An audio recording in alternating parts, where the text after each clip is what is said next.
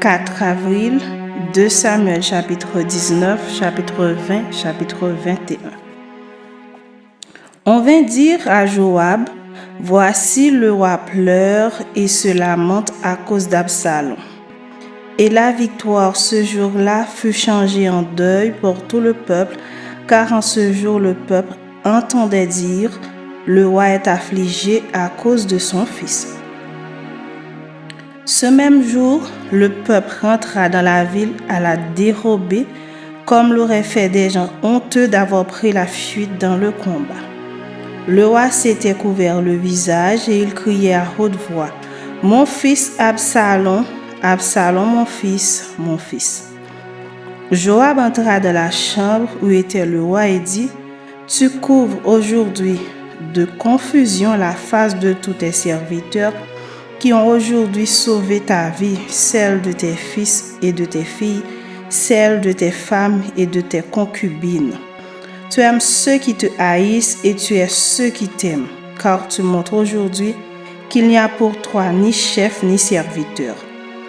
Et je vois maintenant que si Absalom vivait et que nous fussions tous morts en ce jour, cela serait agréable à tes yeux.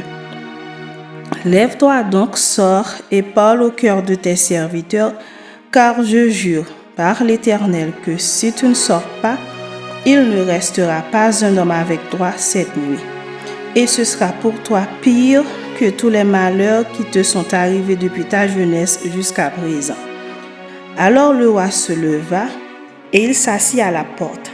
On fit dire à tout le peuple, « Voici le roi est assis à la porte. » Et tout le peuple vint devant le roi. Cependant, Israël s'était enfui, chacun dans sa tente. Et dans toutes les tribus d'Israël, tout le peuple était en contestation, disant, « Le roi nous a délivrés de la main de nos ennemis. C'est lui qui nous a sauvés de la main des Philistins. Et maintenant, il a dû fuir du pays devant Absalom. Or, Absalom, que nous avions oint pour qu'il régnât sur nous, est mort dans la bataille. Pourquoi ne parlez-vous pas de faire revenir le roi? » De son côté, le roi David envoya dire aux sacrificateurs, Sadoc et Abiatar, « Parlez aux anciens de Juda et dites-leur, « Pourquoi seriez-vous les derniers à ramener le roi dans sa maison? » Car ceux qui se disaient dans tout Israël étaient parvenus jusqu'au roi. « Vous êtes mes frères, vous êtes mes os et ma chair. Pourquoi seriez-vous les derniers à ramener le roi? » Vous direz aussi à Amasa, « N'es-tu pas mon os et ma chair? Que Dieu me traite dans toute sa rigueur, si tu ne deviens pas devant moi pour toujours chef de l'armée à la place de Joab. » David fléchit le cœur de tous ceux de Juda comme s'ils n'eussent été qu'un seul homme, et ils envoyèrent dire au roi, « Reviens, toi et tous tes serviteurs. » Le roi revint et arriva jusqu'au Jourdain, et Juda se rendit à Gilgal afin d'aller à la rencontre du roi et de lui faire passer le Jourdain. Shimei, fils de Géra benjamite, qui était de Bachurim, se hâta de descendre avec ceux de Juda à la rencontre du roi David. Il avait avec lui 1000 hommes de Benjamin et Siba, serviteurs de la maison de Saül, et les 15 fils et les 20 serviteurs de Siba. Ils passèrent le Jourdain à la vue du roi. Le bateau mis à la disposition du roi faisait la traversée pour transporter sa maison, et au moment où le roi allait passer le Jourdain, Shimei, fils de Géra, se prosterna devant lui. Et il dit au roi, « Que mon Seigneur ne tienne pas compte de mon iniquité, qu'il oublie que ton serviteur l'a offensé le jour où le roi mon Seigneur sortait de Jérusalem, et que le roi n'y ait point égard. Car ton serviteur reconnaît qu'il a péché. Et voici, je viens aujourd'hui, le premier de toute la maison de Joseph, à la rencontre du roi mon Seigneur. » Alors Abishai, fils de Séruja, prit la parole et dit, Shimei ne doit-il pas mourir pour avoir maudit loin de l'Éternel?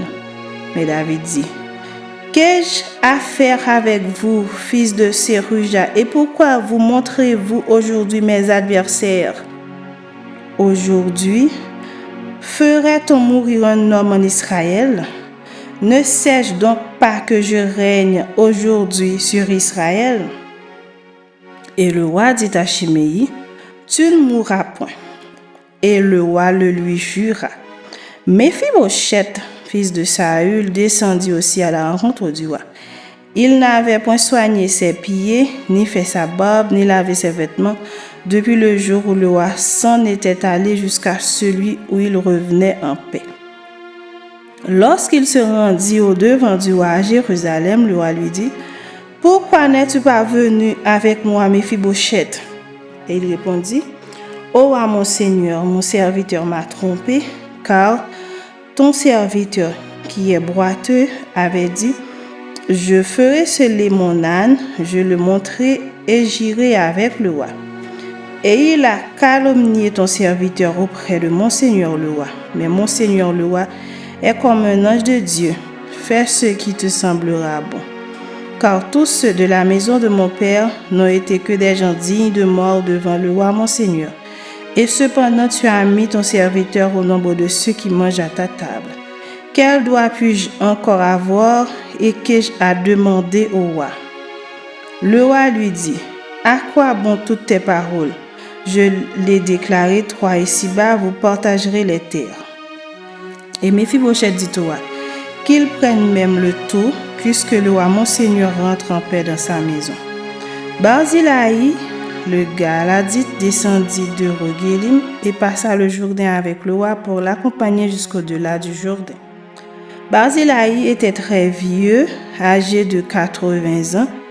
Il avait entretenu le roi pendant son séjour à Mahanaïm car c'était un homme fort riche. Le roi dit à Barzillai, « Viens avec moi, je te nourrirai chez moi à Jérusalem. » Mais Barzillai répondit au roi, « Combien d'années vivrai-je encore pour que je monte avec le roi à Jérusalem? Je suis aujourd'hui âgé de 80 ans. Puis-je connaître ce qui est bon et ce qui est mauvais? Ton serviteur peut-il savourer ce qu'il mange et ce qu'il boit? Puis-je encore entendre la voix des chanteurs et des chanteuses? Et pourquoi ton serviteur serait-il encore à charge à mon Seigneur le roi? Ton serviteur ira un peu au-delà du Jourdain avec le roi. Pourquoi d'ailleurs le roi m'accorderait-il ce bienfait? Que ton serviteur s'en retourne et que je meure dans ma ville près du sépulcre de mon père et de ma mère. Mais voici ton serviteur Kimham qui passera avec le roi mon Seigneur. Fais pour lui ce que tu trouveras bon. Le roi dit que Kimham passe avec moi et je ferai pour lui ce qui te plaira. Tout ce que tu désireras de moi, je te l'accorderai. Quand tout le peuple eut passé le Jourdain et que le roi l'eut aussi passé, le roi baisa Barzillai et le bénit. Et Barzillai retourna dans sa demeure. Le roi se dirigea vers Gilgal et Kimham l'accompagna. Tout le peuple de Juda et la moitié du peuple d'Israël avaient fait passer le Jourdain au roi. Mais voici, tous les hommes d'Israël abordèrent le roi et lui dirent, « Pourquoi nos frères, les hommes de Juda, t'ont-ils enlevé et ont-ils fait passer le Jourdain au roi, à sa maison et à tous les gens de David? » Tous les hommes de Juda répondirent aux hommes d'Israël, « C'est que le roi nous tient de plus près, et qu'y a-t-il pour vous irriter? Avons-nous vécu aux dépens du roi?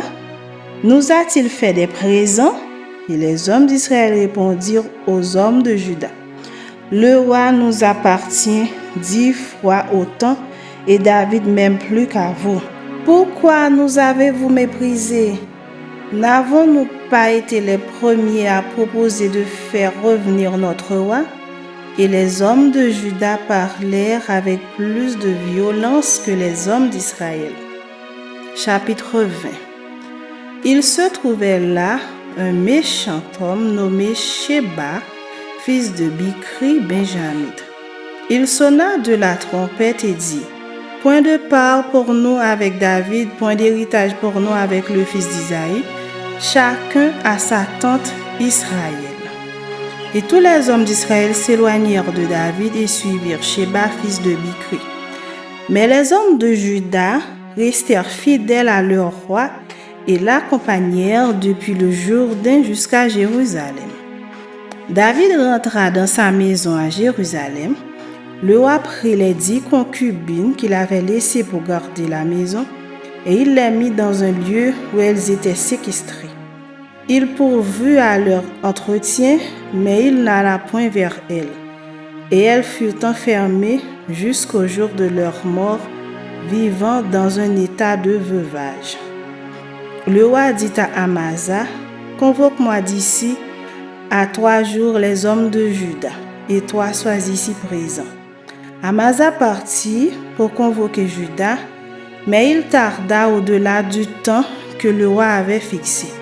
David dit alors à Abishai: Sheba, fils de Bichri, va maintenant nous faire plus de mal qu'Absalom. Prends toi-même les serviteurs de ton maître et poursuis-le, de peur qu'il ne trouve des villes fortes et ne se dérobe à nos yeux. Et Abishai partit, suivi des gens de Joab, des Kérésiens et des Pélésiens, et de tous les vaillants hommes. Ils sortirent de Jérusalem afin de poursuivre Sheba, fils de Bichri. Lorsqu'ils furent près de la grande pierre qui était à Gabaron, Amasa arriva devant eux. Joab était ceint d'une épée par-dessus les habits dont il était revêtu. Elle était attachée à ses reins dans le fourreau, d'où elle glissa comme Joab s'avançait. Joab dit à Amasa: te portes-tu bien, mon frère? Et de la main droite, il saisit la barbe d'Amasa pour le baiser. Amasa ne put point garde à l'épée qui était dans la main de Joab, et Joab l'en frappa au ventre et répandit ses entrailles à terre sans lui porter un second coup. Et Amasa mourut. Joab et son frère Abishai marchèrent à la poursuite de Sheba, fils de Bichri. Un homme d'entre les gens de Joab resta près d'Amasa. Il disait: qui veut de Joab et qui est pour David qu'il suive Joab? Amasa se roulait dans le sang au milieu de la route, et cet homme, ayant vu que tout le peuple s'arrêtait, poussa Amasa hors de la route dans un champ et jeta sur lui un vêtement lorsqu'il vit que tous ceux qui arrivaient près de lui s'arrêtaient.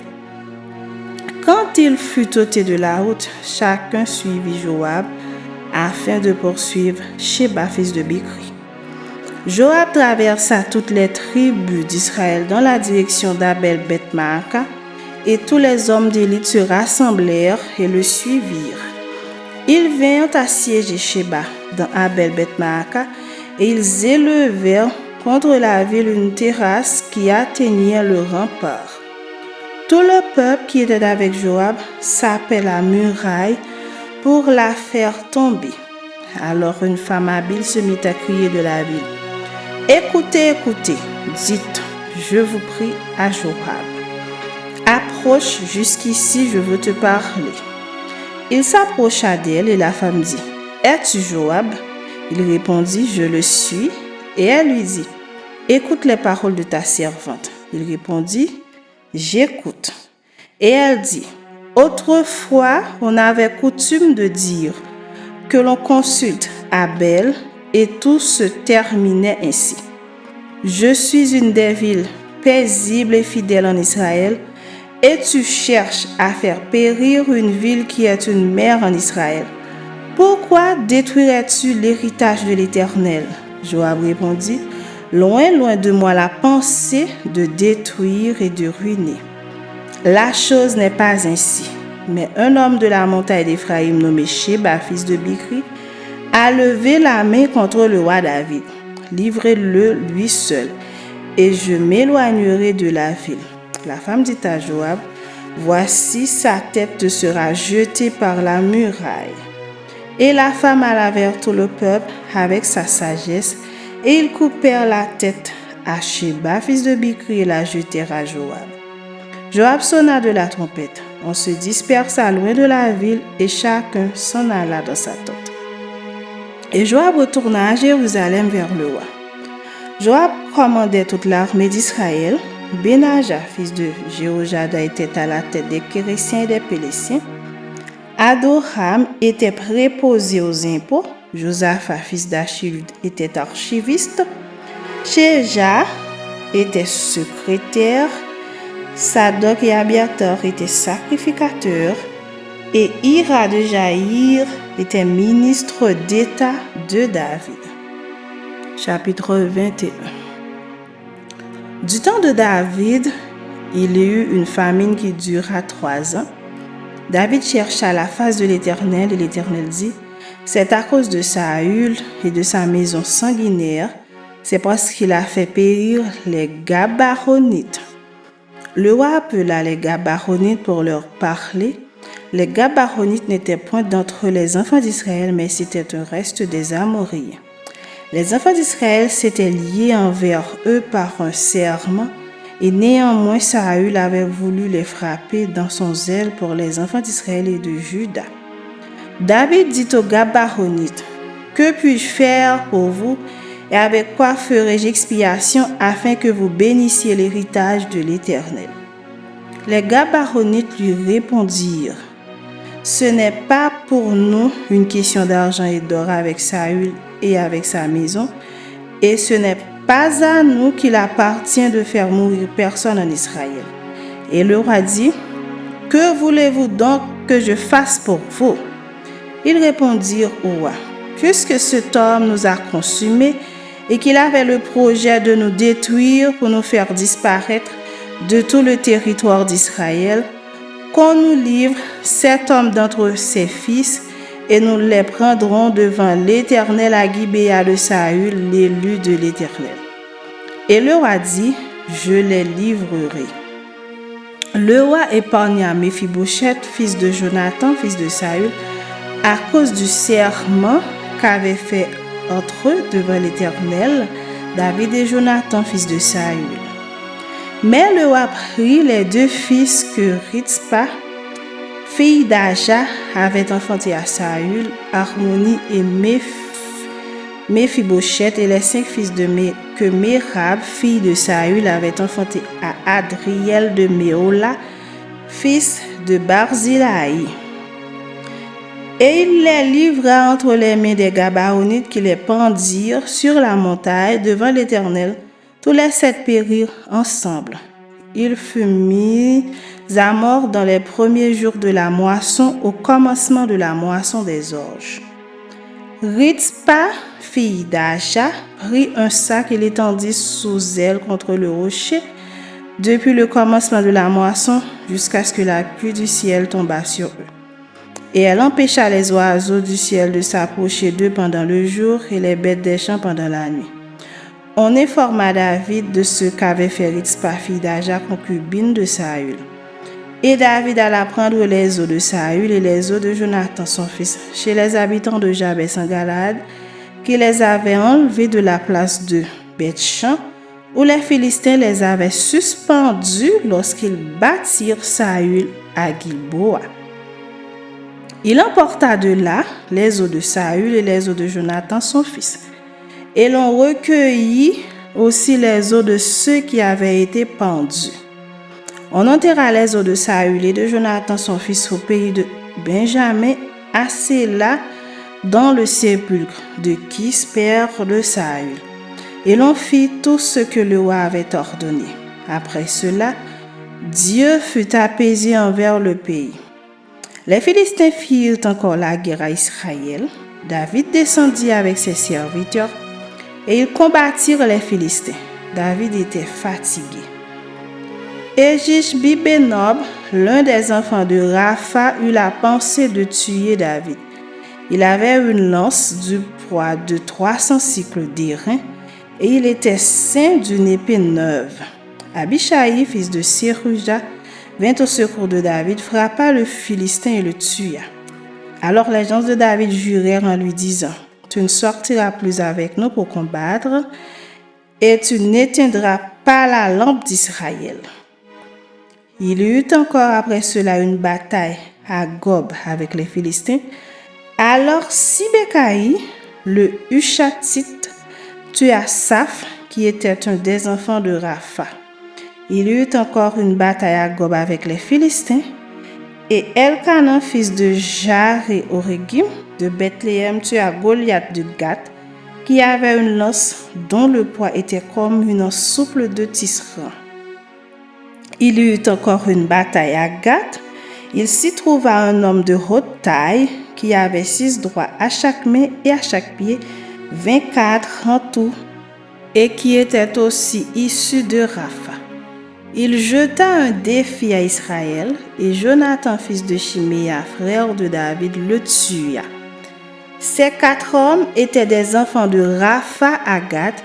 Ils périrent par la main de David et par la main de ses serviteurs.